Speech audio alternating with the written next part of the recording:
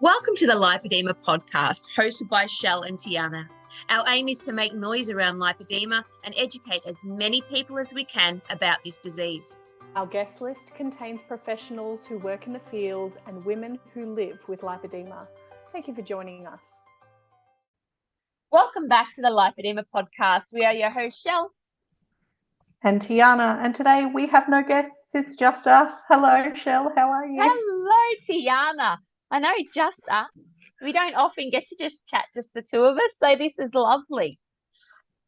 I agree. I was thinking that we should do more of this next season, but looking at our schedule, that might be a little bit hard. And we'll talk about that a little bit later on in today's episode.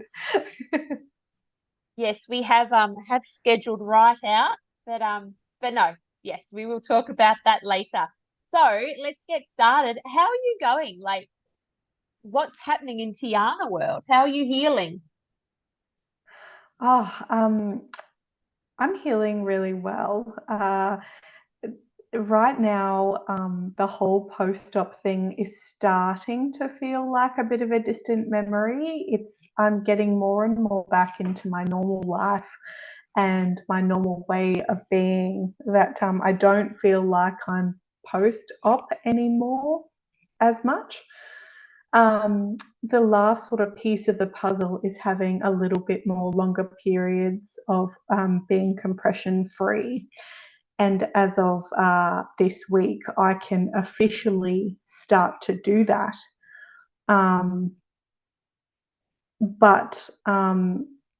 That's really exciting. It's a really exciting place to be in my recovery, but also having some experience when I went recently to Stradbroke Island for a little mini break. And I had a little bit of time out of my garments to sort of walk from where we were staying to the jetty and then go in the water and then walk back home. The garments are still a very necessary part of my daily life. And I'm not ready to be out of them for any large stretch of time. So I think this process of being more garment free is going to take much longer than I originally anticipated. Yeah, I get, and that's something that I hadn't realized. Like when they're going in and sucking out all the diseased tissue in that plane, they're separating your skin from your muscle. And so with compression, like the aim of compression is to get all of that meshed back together to support itself. Is that right? Yeah, that's one of the functions. To keep fluid away is another, and I suppose that does both. So if the fluid goes back into that sort of empty void, then it won't be able to mesh together. But it does. It keeps it sort of compressed so that it can eventually sort of bind itself to each other and heal. So there will be a lot of sort of scar tissue because there's a lot of trauma associated with getting tissue removed from your body. And so with the combination of compression garments and manual lymphatic drainage massage, that's sort of massaging that scar tissue to soften it up a bit and become more like normal connected tissue. But when you say that it separates your muscle from your skin, my first experience with feeling exactly that was when I went into the water a couple of weeks ago and I tried to sort of paddle around. My skin felt like it was sort of not attached to my body and sort of like wading behind me, and it was quite unpleasant and quite painful. But the swimming has gotten easier over time. But my first experience in the water, not only was it freezing cold on that particular day, but that feeling of your skin not being part of you was just not very pleasant at all. So it's so interesting what your body goes through when you're going through lipedema extraction surgery. That would be a crazy sensation. Like you've got the pressure of the water, but then your skin hasn't got its structure back and it's not supported by compression. So yeah, that would just be like an otherworldly feeling. Like that real, Yeah, it yeah. was. And there's no like it's not like doing laps in the water. It's sort of just like gently wading or sort of walking in the water. They say that like a good type of compression in the water is when you're chest deep. So if you get into, a body of water, try and make sure you're as deep as possible, chest deep if you can. And then when your legs are that far down, that's providing a good amount of compression. But still, if you're moving within that water, you can definitely feel it. So when we go back to the beach for Christmas, which is we're spending Christmas at the beach, I'm going to be practicing more in the water and just walking around and being gentle and feeling that beautiful salt and sand and all of those things that I just enjoy so much back into my life. But it will have to be incrementally, I'm sure. Yep, yep. Don't take on too much all at once. Yeah, that's it. Um, And how's I your feel like that's sleeping enough about. going? Oh God, the sleep. Oh my gosh. Um, it's getting better. It's marginally better every week, I would say. So, for a bit of context for our audience, because I've had two surgeries over the past 3 or 4 months now, I have been on some of the stronger pain medication for, a few months while my body has been recovering and while I've genuinely had pain to, take that medication. Um, and I've only really needed that medication in at night time because I find that my tolerance for pain is quite high in the morning. At the beginning of the day, I'm quite fresh and I'm ready to tackle whatever. And then by sort of 5 p.m., I really struggle with the concept of pain and the feeling of pain, any sort of pain, whether that's aching or the tingling or the nerve firing, any of that pain. My tolerance for it is very low by the evening, and I couldn't sleep. So I would be taking the medication that would also make you drowsy because strong pain medication also comes with drowsiness. And so then I would be getting a solid sleep because of the pain medication. And now I've come to the point where I don't need, fantastically, I don't need to rely on pain medication because my pain is at a very manageable level. But my body just won't go to sleep. And gosh, it's been a real struggle for me to try and find a way to sleep. And I have such brilliant sleep hygiene. And ever since, I've struggled with sleep from having my twins and putting them in sleep training and losing sleep for so many months because of that whole process of being a new twin mum. I have I've held on to sleep so tightly and found it to be so important. So my sleep hygiene is, magnesium tablets, magnesium body spray, essential oil sprays on my pillow. It's red light at night time. It's an eye mask so that all the light blocked out. Sometimes it's earplugs so that the sound is blocked. All of these steps that I go through in the evening to try and facilitate my sleep. And I was such an amazing sleeper before I went through these surgeries, and now my sleep is terrible and I'm really struggling with trying to get that back. So I went to the chemist about a week ago, and I told them that I can't sleep, and I asked if there was anything like herbal, homeopathic or anything that they could give me, and they suggested something because I'm already taking lots of magnesium. So it was finding a sleep supplement that didn't have magnesium in it because I've already got magnesium. And they found me one, and I've been taking those every night, and slowly, my sleep is getting better. Oh, that is such good news because, like, I am not a nice person if I don't sleep well. Yeah, sleep is my thing. Like, I'm in bed at 8:30 at night. I'm up at 5, but between 8:30 and 5, I'm out. And if I'm not, I'm sorry for anyone around me if I have a broken night's sleep. Yeah, well, it's so true. It is so important. It is so fundamental to our human function. Um, I can't stress enough how important sleep is. So you and me both, Shell, we're early to bed and early risers, and that's the way I like it. And I will do whatever it is in my power to maintain that sort of structure. And hopefully I can get off the extra herbal, medicinal stuff and just Mhm. go back to my sleep routine. Yeah, uh, soon. Yeah. Not yet, So but how soon. far post-op are you now from your last one? I'm now 8 weeks post-op as of tomorrow from my Okay. my last one. Yeah, so I'm at that point where I have like done as of tomorrow, I've done all of the post-op procedural stuff, and now I'm just sort of on my own and feeling my way through the rest of recovery. Oh, it's so cool. That is so cool. Yeah, and Oh, speaking of surgery, you have some updates for us too, Shell. oh yeah. That feels like ages ago. I had an appointment with Dr. Samaya in Sydney. And it was a great consult. Like, he's such an amazing guy.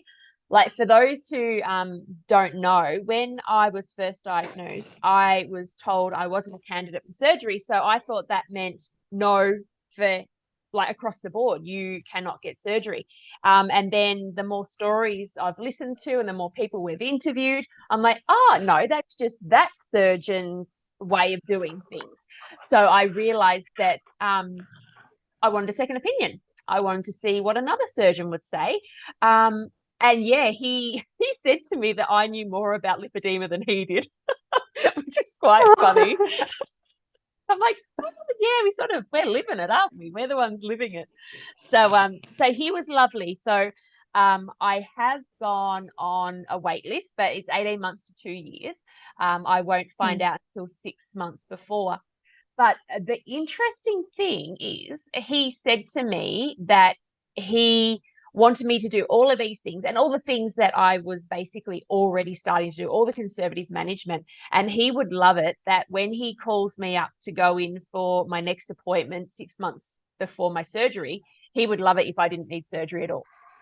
So that was something Oh, like, what? That's a possibility. Like, yeah, that was a mm, bit mind blowing actually that he said that. But yeah, so that's yeah, a long way down the track, like 12 to 18 months before I'll even get that call back. So yeah, I'll just keep doing all the good things, and I'm wearing compression all the time now. And yeah, and I've had huge loss off my legs. Like, the circumference has changed so much already. And you can actually, so I've been wearing compression daily. I've started going and getting MLD as well. And like, you can actually see now where the diseased fat is. It's crazy. Like, I just got back tonight and you can see the lipedema. Like, and I showed my kids, I lifted my dress up. I've got, look, and one of them's like, oh, you've got ankles. I'm like, I know. And it's just like, there is so much stagnant fluid that is just trapped in my legs. So I don't know, like, when I got my initial diagnosis, they said my legs were very hard and fibrotic.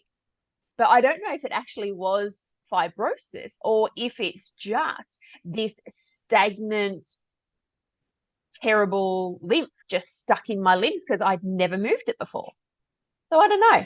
I don't know. But like, I've got contours in my legs, which is crazy, which is absolutely insane. But out the sides of my, like where my saddlebags are, you can see it's like almost like cauliflower. Like, it looks like bunches of cauliflower off the sides of my legs. But yeah, I'm just, yeah, blown away how much conservative management can change, like, can impact. Because, when we first find out about this, it's like surgery is the only way. And I wasn't out to prove that that was wrong at all. That was never my thing. But, I just wanted to try do all the things they tell you to do And I've slowly, like, 'cause it's been a year since we were diagnosed, Tiana. Like, it's been a year. And so I've just slowly added new things in, and I'm not perfect at anything, but I'm trying to be as consistent as possible, and it's paying off, mate. It's like, it's crazy, just crazy. That must be so encouraging as well, because it is a lot of effort and it is a lot of money to do these conservative management strategies consistently, as you said, not perfectly, but consistently. So when you are seeing some reward from it, that must be so encouraging. Yeah, it's amazing. Like, it's so good. Yeah, yeah. Especially, like I said, we're always told surgery is the only way, but a lot of people can't afford surgery. It's not even in the ballpark of what could happen for them. And to know that, hey, like, daily dry brushing, wearing compression, getting MLD, drinking lots of water, going for walks. Like, that's really all I've done, because I will be honest, I do suck at the whole eating the right way thing. I've tried. I've tried. And then I just get all contorted because, oh, I shouldn't have that and I should have that. And so I'm just trying to relax that side of things. And yeah. Yeah, I'm with you there, Shell. You're not alone. I take a very relaxed approach to my diet, a very forgiving approach, because when I sort of try and restrict myself in any capacity, it does not last very long at all. And I know, like, I've tried all of them and I like it for 3 days and then I don't like it at all and I'll never do it again. And the one thing that I've always loved for my life that I've never gotten to, and I think it's because of our hormonal fluctuations in our cycle, is being sugar free. Mm. And actually, my husband this year decided to go sugar free, and he does so well being sugar free. And I look at him with envy, and I'm like, why haven't I been able to do this my entire life? And I've tried so many times. Um, but with the aspirations also come the grace. So I aspire to do those things, and one day I may be ready to do that, and commit to that. But right now I'm just treating myself with a bit of grace, and what I eat in the moment. As we had Jenny, the food freedom fairy, on this season, and she, we spoke a lot about food freedom and having this peace with what you eat, and I think there's something really true to that, because you then don't binge on the things. You just eat the things, and you might just eat a few of the things and not the whole 10 packets of the things. And I think that there's something really valuable in that. Absolutely no guilt. Like, because guilt is like, change it, like, cortisol from guilt adds to our inflammation. Like, so yeah, grace. I love that word. Like, yeah, giving yourself grace, treating yourself. Yeah, that's definitely an aim, for sure, for sure. Because yeah, as soon as I say I can only have this, then yeah, it's gone. It's over. And like you said, It's 3 days, yeah. yeah, and then. But what one thing I am focusing on is eating real food. Like, so I have just read a book about processed food, and that, like, it's just molecules and chemicals. It's not really food based. And so yeah, that's something I do try and eat. And if you look at any diet out there, whatever you want to try, really whole foods is what they're going to spruik to you. So yeah, that's sort of what I'm aiming to do. Make sure I have enough protein and eat whole foods, not processed foods. So pretty simple, pretty achievable. Yeah, So for sure. And if we all did that, we'd be in so much better health. yeah, It's just those simple things, the protein in the real food, like, that's where it's at. yeah. Another thing that you've been doing that I really want you to touch on is your movement and activity, which has changed recently, because you actually have a specified trainer. Can you talk a little bit about that? Yeah, yeah, absolutely. So I love hitting the gym and lifting heavy stuff. Like, that is my thing. but I just hurt myself quite regularly. And then I have to take big chunks of time off. And like I was scared of deadlifts because every time I did a deadlift, I knew I was going to hurt my back. So a trainer approached me and he specializes in connective tissue and hypermobility. So he has written a program for me where I can train my connective tissue not to hyperextend. So I'm slowly loading up that connective tissue, and maybe we could get him on. I don't know, but I'm trying to learn from him. But so what happens is when you're hypermobile, once your limb gets to a certain degree, it puts your nervous system into shock, and that's what the pain is. It's like, no, I can't go that far. But our connective tissue is so loose that it would just keep going. So the pain is actually a nervous response from our body because it can't control it anymore. It can't control that movement. So it's really wild, and it's really quite hard for me to sit down and just stretch and like, I'll put my leg against something and just push, hold that for 30 seconds and then let it go and then push. Like, so just those little rotations, like it's super tiny specific movements. And yeah, it's pretty amazing. But I do miss the gym. Like I am looking to go back to the gym. But for now, like, I've got to build this foundation so I don't keep hurting myself. It's almost every year at the same time. It's like this overload and I hurt my back almost the same time every year. So, and I was speaking about it because I don't know if you get it, Tiana, but every now and then I just get this wave of weakness, like across my pelvis and into my hips, like my legs are going to give way. And I hadn't connected that with lipedema before. But as this trainer said, that's a connective tissue thing. And lipedema is a connective tissue disease. So it's that weakness holding our legs, our hips, our backs, everything, that we just get this pulse every now and then. It's like, oh, it's just all given way. So I had actually quite a few people today say, oh my God, that happens to me, because I shared it on a story this morning. And yeah, it's crazy how many different ways this disease is affecting our bodies and their ability to do just the basic movements.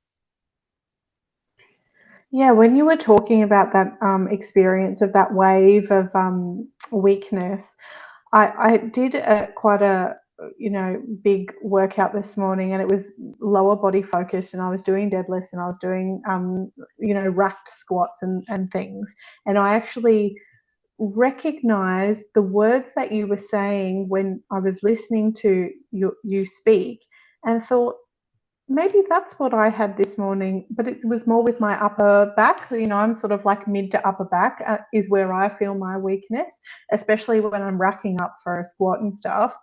That, like, I just feel like my back's going to give out and collapse. And I have damaged my upper back quite some time. And I thought, I never thought that was a connective tissue thing, but that makes so much sense. It's crazy, right? It's just so crazy. Like our connective tissue is holding us together. As I say, I feel like I'm a jellyfish sometimes when that wave of weakness comes out, like, oh, oh, blobby. Yeah, it's amazing. Like, it feels like every podcast episode we do, every time we talk about lipedema, we're just putting more pieces of our puzzle of our bodies and our experience together, which is so liberating and informative. It just seems a bit endless now. Like, it just keeps happening. We're sort of putting more puzzle pieces together. It's like, when will this stop? Will it ever stop? Like, we'll come to the point where we're like, we know everything about our bodies and about lipedema. I'm not sure. Yeah, catch up, researchers. We know what's going on. Like, come on.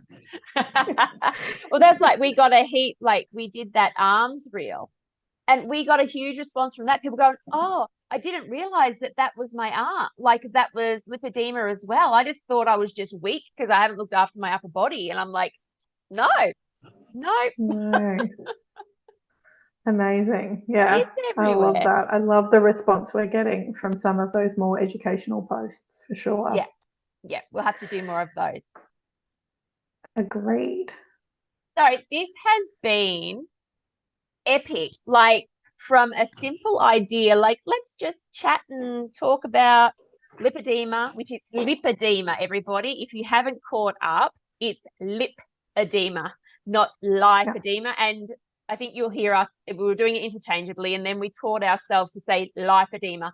But after the World Congress, where everyone came together, it was decided that lipedema is the actual pronunciation. Not that you'll get in trouble if you say the wrong thing, but we're going to Yeah. try and remember that it's lipedema.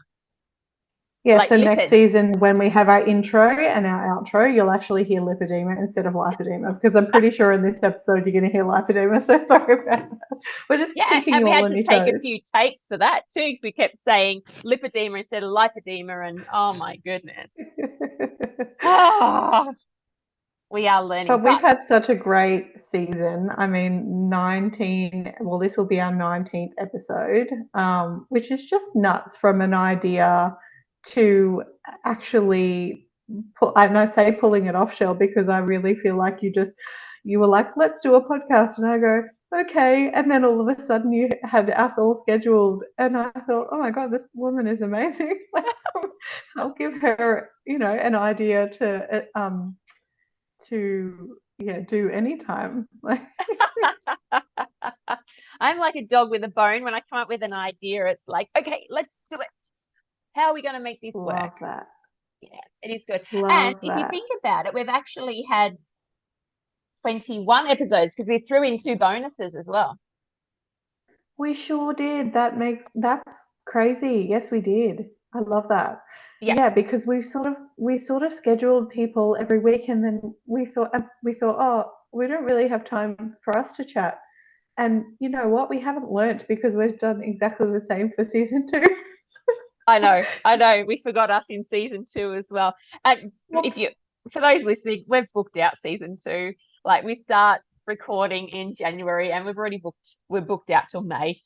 So we are going to Which is bring, so so lovely. we've still got the same mix of professionals and warriors, because I find like this is healing for me as well. Like I've healed and grown with every conversation.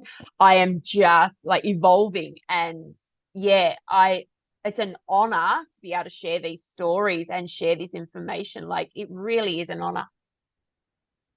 Yeah, I agree. There's something so special about hearing from our lipedema warriors, and like hearing how their practical implementation of how they go about their lives with lipedema. And it really is like we are not our condition. We are real people, multifaceted people, amazing people, and this is just a facet of our, physicality that we are dealing with. And it's so, one day we will sort of branch out and talk to people about their lives rather than about their lipedema experience. But for now, we really want to hone in on everybody's lipedema experience and how they are managing and treating and dealing with it, because I feel like, as you said, Shell, it's very therapeutic for us. I can imagine that it would be also for our listeners. Yeah, and everyone would resonate differently with every guest. Like there'd be some guests is like, oh yeah, she's more like my story, or and I think that's why it's important to have such a variety of guests, because everyone will resonate differently with the guests. Yeah. That's so true. So if you are a warrior that's been listening to our podcast and you would like to come on and tell your story, please get in touch with us on the Lipoedema Podcast Instagram page. I also wanted to say, with regards to all of our experts that we have on, I also think, apart from hearing lipedema lady stories, it's really important to get the people that are servicing the lipedema community on to talk about their offerings. And it's not a sales pitch, but you guys need to know where to go and whom to go to and where they reside and where you can contact them to get in touch with their services, because they're the people that are actually helping us day to day. So that's also a really important part of our podcast, which I'm really proud of. Yeah, absolutely. Because a lot of services you wouldn't have even known were out there. You know what I mean? Because like when you get diagnosed, you might get a pamphlet, but that doesn't really help you until you start, hopping on the groups or listening to our podcast, and it's the same, like not only resonating with some people, like other warriors, there might be a professional you're like, oh, I like her approach, maybe I'll contact her, or oh, he seems really good, I'll contact him. So I think that's why, because we did have three people who spoke about nutrition, maybe four people who spoke about nutrition, but they all had a slightly different approach. And the beauty of it was they all said how individual we are. And I think that is something that we'll keep coming back to. Like, even though we have this common thread of lipedema, we are so multifaceted. Like you said, Tiana, we are so multifaceted and so diverse that, yeah, we need to give you as many different avenues as possible. Yeah, here.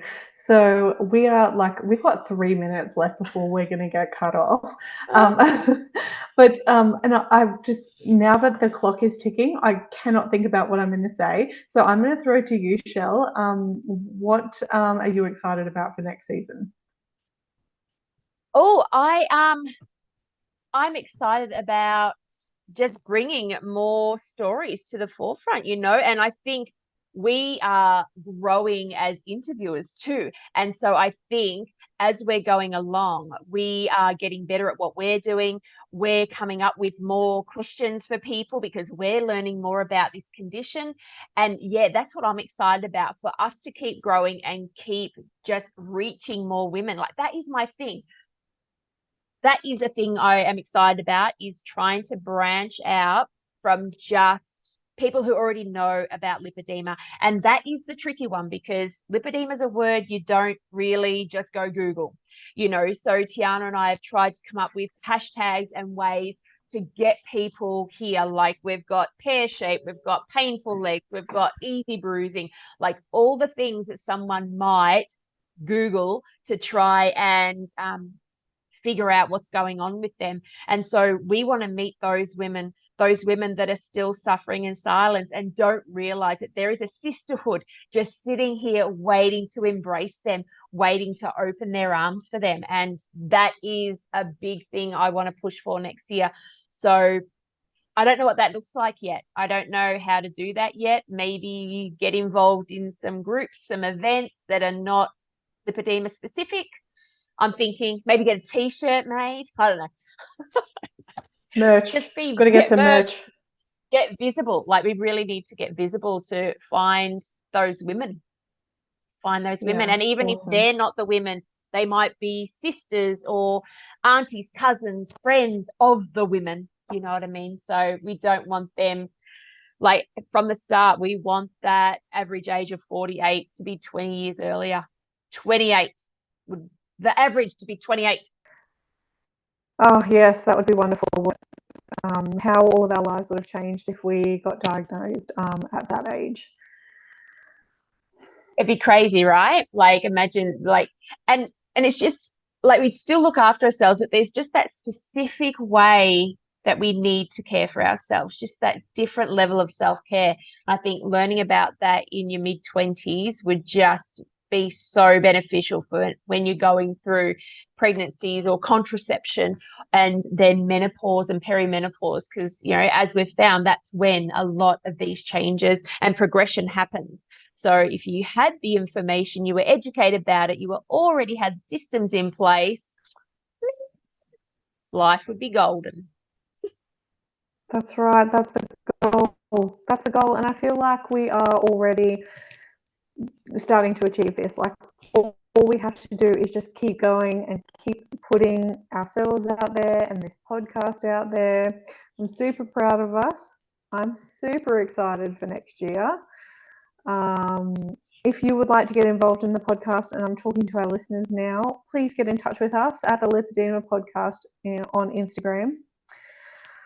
We'd love to hear from you. We'd love you to be a guest. And if you have service offerings for the lipedema community, please also get in touch with us, because we need to connect you to the people that need you.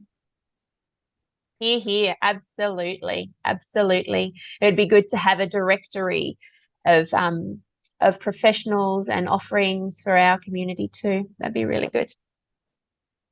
Let's add something else to our list. Oh, why not? Well, thank you for a wonderful year, Shell. It's been so great. I feel so much growth in myself and my confidence living with lipedema. I feel so blessed to have come on this ride with you. Hey, I couldn't have done it with anyone else. Like, this is just, been a little match made in heaven, I think, in podcaster heaven. Yes, absolutely. So we're going to take a Well, well-deserved break, have some time with our families, and we're already scheduled and ready for January. So we are going to take the next couple of weeks off and enjoy. yes, I'm off to Merry Melbourne. Christmas and Happy New Year. Yes, you're going to Stradbroke. I'm going to Melbourne.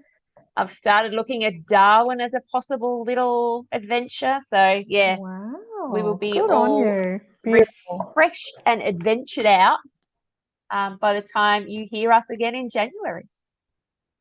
Yay. Thank you for listening, everyone. Yes, Have a thank you. Merry Christmas. And safe travels if you're traveling. And yes, Happy New Year. Signing off. Signing Bye. off from Listen to the Podcast. That is all from Yeah. Shell and Tiana from the Lipoedema podcast. Over and out. Lipoedema even. We'll get it right one day. Thank you for coming on this ride with us. Bye. Thank you for listening to the Lipoedema podcast. Lipoedema and its symptoms vary from individual to individual. The opinions and advice voiced on this podcast are of a personal nature and used for educational purposes. Please take away from this podcast what resonates with you, and please see your GP or preferred specialist for diagnosis and healthcare. We are Shelley and Tiana from the Lipoedema podcast. Until our next episode, bye for now.